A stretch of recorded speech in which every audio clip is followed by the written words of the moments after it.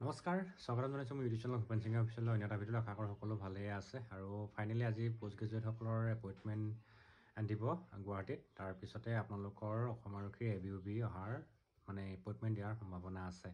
এতিয়া কথা হ'ল, যদি আজি পোষ্ট গ্ৰেজুৱেট বা গ্ৰেজুৱেট টিচাৰসকলৰ যদি এপইণ্টমেণ্ট দিয়ে তেতিয়াহ'লে অসম আৰক্ষী কেতিয়া দিব? যিহেতু আজি হ'ল তোমাৰ বৃহস্পতিবাৰ হয় আৰু আজি হ'ল 13 তাৰিখ। ইয়াৰ পিছতে আহিছে 16 তাৰিখে দেওবাৰ পৰিছে, তো দেওবাৰে দিব পাৰে নেকি অসম আৰক্ষীৰ এপইণ্টমেণ্ট ডেট, নে নেক্সট দেওবাৰ যিহেতু 23 তাৰিখ হ'ব, 23 তাৰিখে দিয়াৰ সম্ভাৱনা আছে নেকি?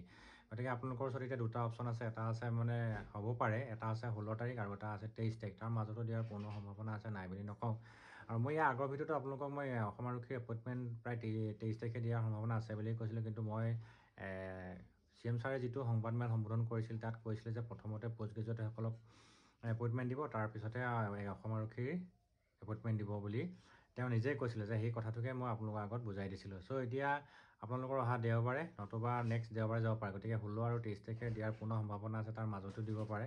আৰু যিমানে যি নহওক লাগিলে ফাইনেলি আপোনালোকৰ সময় সমাগত আৰু এতিয়া বেণ্ডিং বান্ধিব হ'ল আৰু লাহেকৈ আকৌ এপইণ্টমেণ্ট লেটাৰত আপোনালোকৰ জইনিং ডেট থাকিব। জইনিংটোত আপোনালোকৰ ক'ত জইনিং কৰিব লাগে, যদি আপোনালোকে UB হয় কোন ডিষ্ট্ৰিক্টত পায়, যদি AB হয় কোন বেটেলিয়নত পায়, তেনেকুৱা এটা এক্সাইটেড আৰু কি হ'ব কি নহ'ব। তাৰপিছতে আকৌ যোনটো ইউনিটত আপোনালোকে জইনিং কৰিবলৈ পাব সেই ইউনিটত জইন কৰিবলৈ দিয়া নাই, বাহিৰে ট্ৰেইনিং চেণ্টাৰলৈ যাবলৈ দিয়া, সেইটো এটা ধুনীয়াকৈ আপোনালোকৰ তাত লিখা থাকিব। সেইখিনি চিন্তা নকৰিলে ফাইনেলি আপোনালোকে খালি গোটেই বস্তুখিনি যোগাৰ কৰি ৰাখক। এইখিনি যিখিনি আপোনালোকৰ লাগেজ আছে বা ডকুমেণ্ট যিখিনি আছে সেইখিনি ধুনীয়াকৈ সাজু কৰি ৰাখক।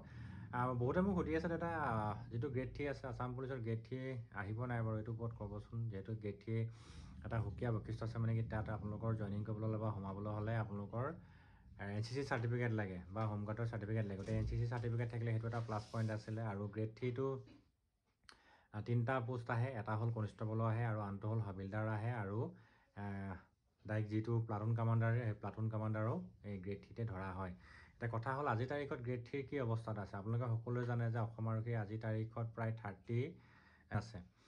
তাৰে আপোনালোকৰ শেষৰ 4টা বেটেলিয়ন আপোনালোকে সকলোৱে জানে, 28টা নম্বৰ বেটেলিয়নলৈকে আপোনালোকে সকলোৱে জানে। তাৰপিছতে আহিলে 29 নম্বৰ বেটেলিয়নটো কৰিছে তোমাৰ আছাম স্পেচিয়েল ৰিজাৰ্ভ ফ'ৰ্চ, আৰু যিটো 1 নম্বৰ যিটো AISF আছে ASRF আছিলে, সেইটো এতিয়া আজিকালি 29 আছাম পুলিচ বেটেলিয়ন কৰিলে। আৰু এটা অৰ্ডাৰ ওলাইছিলে, মই এখন গভটৰ অসম চৰকাৰৰ ফালৰ পৰা এটা অৰ্ডাৰ ওলাইছিলে। সেই অৰ্ডাৰটোৰ আমাৰ যিকেইটা AISF আৰু ASRF বেটেলিয়ন আছিলে তেওঁলোকক অসম আৰক্ষীলৈ মিলাই দিলে। তেওঁলোকৰ অসম আৰক্ষীটো আজিৰ তাৰিখত কোনো গ্ৰেড 3 বুলি পোষ্ট নাই, ডাইৰেক্ট অসম আৰক্ষী বেটেলিয়ন বুলি তেওঁলোকক ধৰা হয়। আৰু এইটো অৰ্ডাৰ ওলাইছিলে আপোনাৰ 18/6/2025 তাৰিখে এটা অৰ্ডাৰ ওলাইছিলে।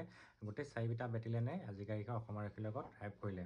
আৰু সেই 4টা বেটেলিয়ন আছিলে, দুটা ASRF আছিলে আৰু দুটা AISF আছিলে। আৰু ASRF বেটেলিয়ন এটা আছিলে নলবাৰী বৰঝাৰ, তাত আপোনালোকৰ 1st ASRFটো আছিলে আৰু সেইটো এতিয়া কৰিলে 29। আৰু আন এটা আছিলে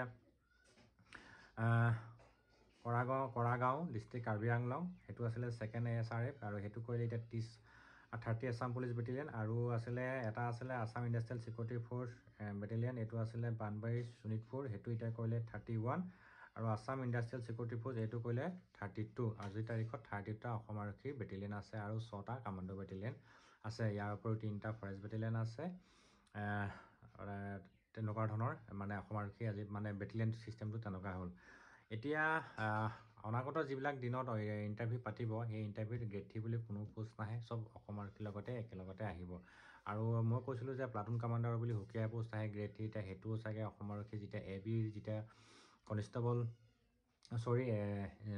SIৰ ওপৰত যেতিয়া মুকলি হ'ব AB শাখাৰ, তেতিয়া চাগে এই গ্ৰেড যেতিয়া আগতে যিটো ছিষ্টেম ওলাইছিলে প্লাটুন কামাণ্ডাৰ, সেইটো এতিয়া আছাম পুলিচৰ SI আহিব AB শাখাৰ।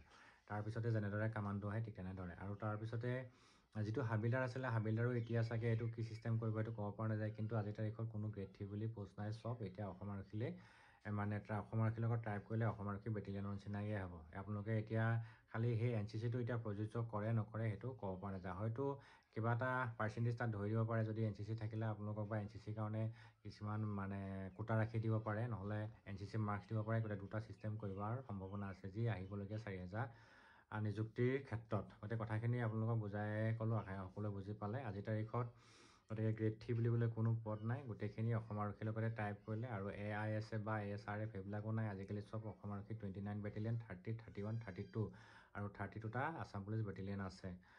চ' ইয়াৰ ভিতৰত কিবা থাকিলে আপোনালোকে কমেণ্ট কৰিব, মই ৰিপ্লাই দিবলৈ চেষ্টা কৰিম। গতিকে আপোনাক গোটেই কথাখিনি ক'লোঁ, নিশ্চয় বুজি পালে। আৰু ইয়াৰ কিছুমান ছিষ্টেম পৰৱৰ্তী পৰ্যায়ত কি হ'ব আপডেট মই দি যাম। চ' ভিডিঅ'টো আপোনালোকে ছাবস্ক্ৰাইব লাইক এটা কৰিব, আৰু চেনেলটো ফাৰ্ষ্ট টাইম ভিজিট কৰিলে চেনেলটো ছাবস্ক্ৰাইব কৰি ৰাখিব। সকলো ভালে থাকক, ধন্যবাদ।